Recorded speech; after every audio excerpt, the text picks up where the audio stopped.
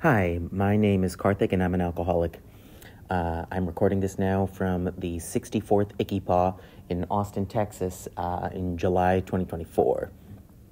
I wanted to talk to you a little bit about how after I got to the program, how I became willing to actually work it.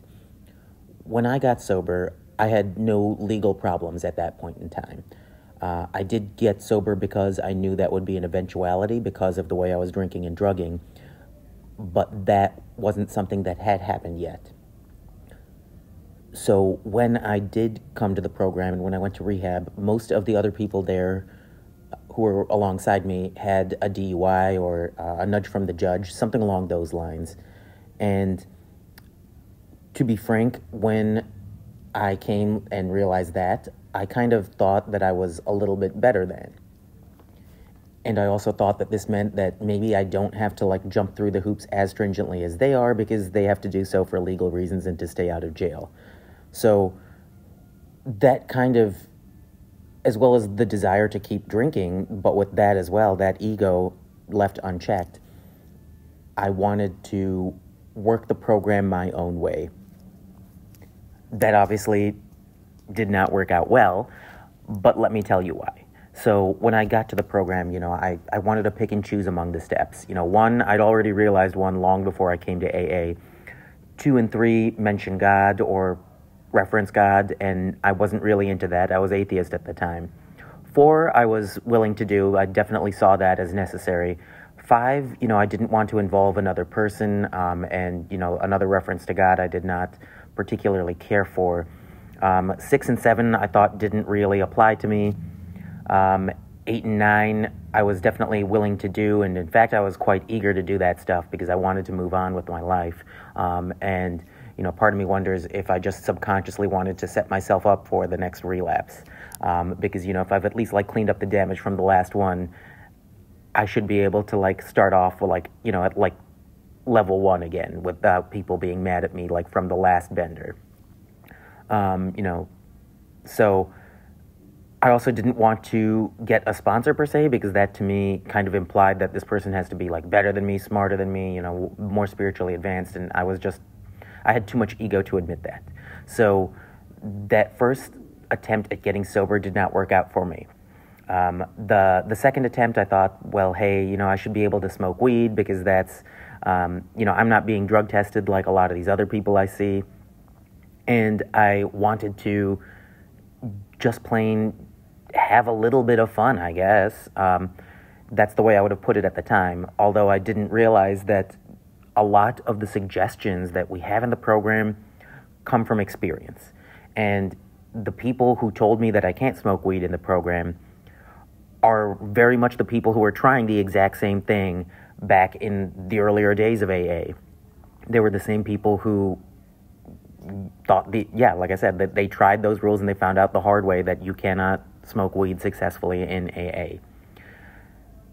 It prevents you from growing. It keeps you out there and it'll take you back to your drug of choice.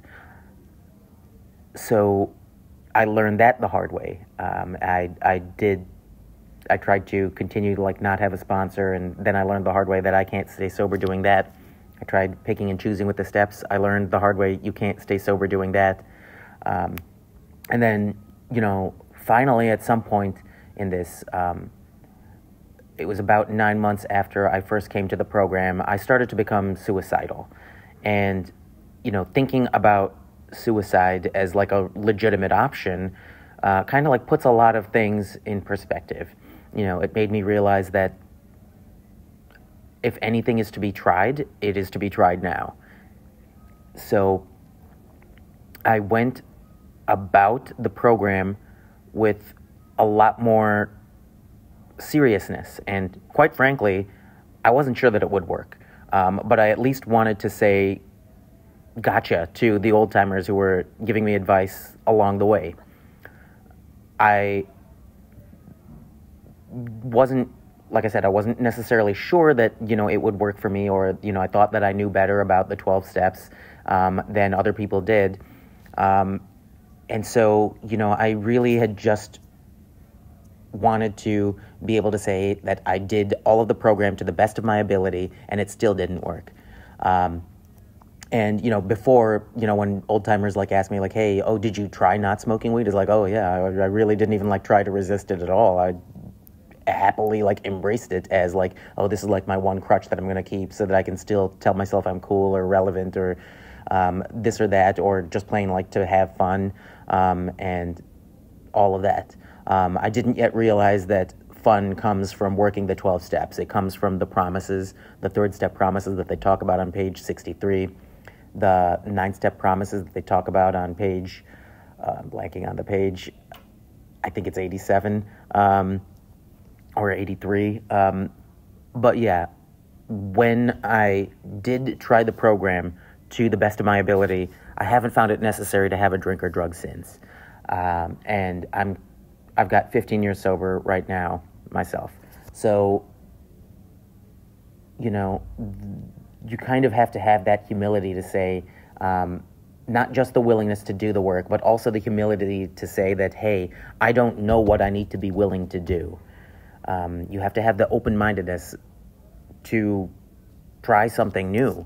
And some of these lessons I wish I hadn't learned the hard way, but some of them I'm kind of glad that I did, because it stays in my memory, because a lot of this caused a lot of pain in my life that maybe could have been avoided, but the beauty about that pain is that it reminds me and it stays there, rather than just something that I let flow in one ear, linger for a little bit, just long enough to get the program, and then go back out the other.